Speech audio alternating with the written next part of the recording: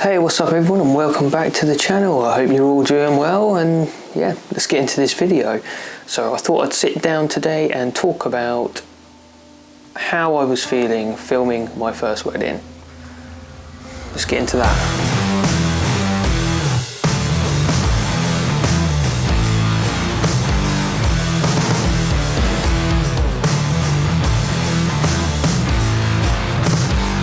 Filming your first wedding can be tremendously stressful, you know, as a lot of the responsibility for making a great video is down to you and capturing those moments as they play out throughout the day.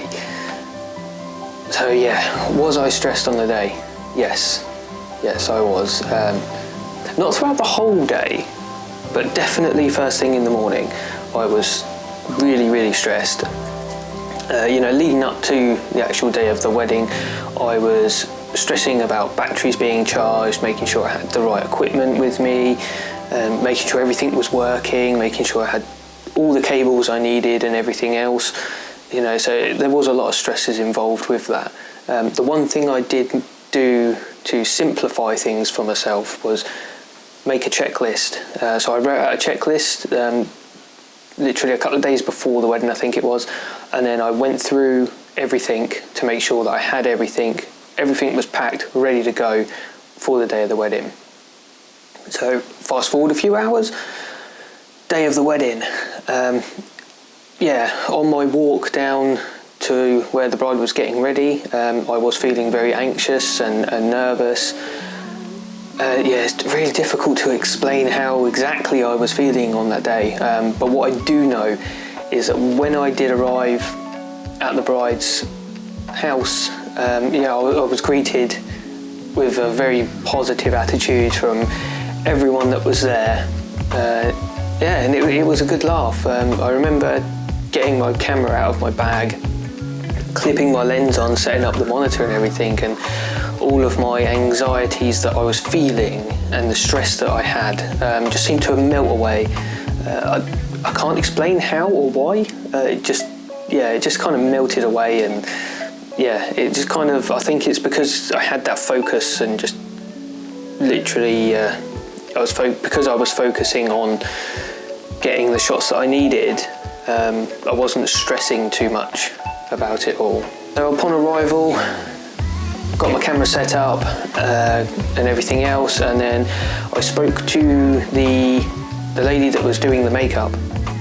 Now, obviously at this point the bride had already had her makeup done, so we needed to reconstruct that to make it seem she was having her makeup done while I was there. So we'd done that and got a few shots of that, and then from there I went on into the back room where the dress was and everything, and filmed the shoes, the little clutch bag that she had, and the dress as well. And obviously that was to go in the highlight film. Yeah, and then got the shots that I needed there, and then we went out to the front of the house, sat on the stairs that sort of led up to the front door, and she had a box that her husband had given her, and they exchanged little gifts like this just before, like the day before I think it was, and inside this box she had some little things that sort of summed them up as a couple, which was nice, and you know, like a pair of trainers for her for the evening when they're dancing around, so she's not wearing her wedding shoes all day long and stuff like that. Yeah, so we got some shots of that, and then yeah, she got her dress on. Yeah, and then it was sort of like in the car and off to the ceremony. We got to the ceremony, and obviously I was getting shots of the family and everything while we were waiting for the bride to arrive. And in the ceremony, obviously I was filming everything, and I mean everything. You know, I didn't have a second shooter. It was all me. Everything was down to myself and my camera. So you know, I had to be moving around a lot.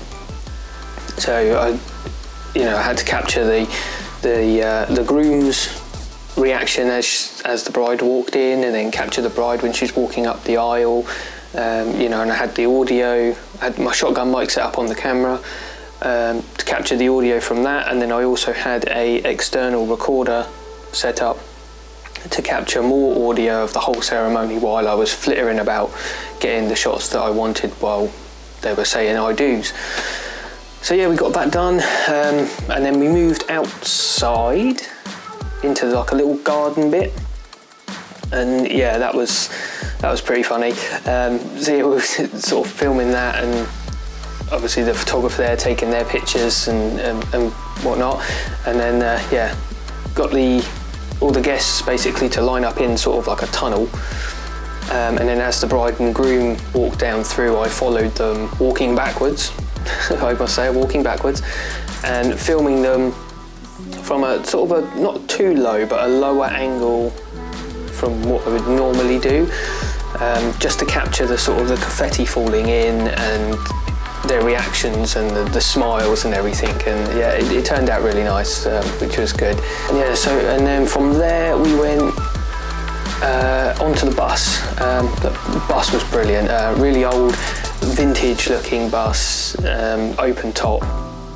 Yeah, it was wicked to see, and yeah, everyone was having good fun on that. You know, people drinking beers and bottles of champagne. You know, a little bus ride down along the seafront. Yeah, it was good. So I managed to capture what I could on the bus. You know, with regards to the audio on the bus, you know, it was quite difficult to capture the audio because it was so windy. Super nice day, but really, really windy. So the audio from that is not great, but you know, for a highlight film with music over the top, you know, I'm not too worried about windy audio. But yeah, so we went from there, and then the bus stopped. So the bus parked up, and then everyone got off, and we walked down to the castle at the seafront. Yeah, and we got some shots there with the drone. I got some lower down shots with my camera, and yeah, and then got some more drone shots of the bus as it was leaving while I was filming on the bus itself. Yeah, and it all seemed to tie together quite nicely. Yeah, and then from there it was to the reception, you know, where I then went in and I set my camera up and everything on a tripod, because it wasn't a tremendous amount of space for me to be walking around and capturing everything that was going on.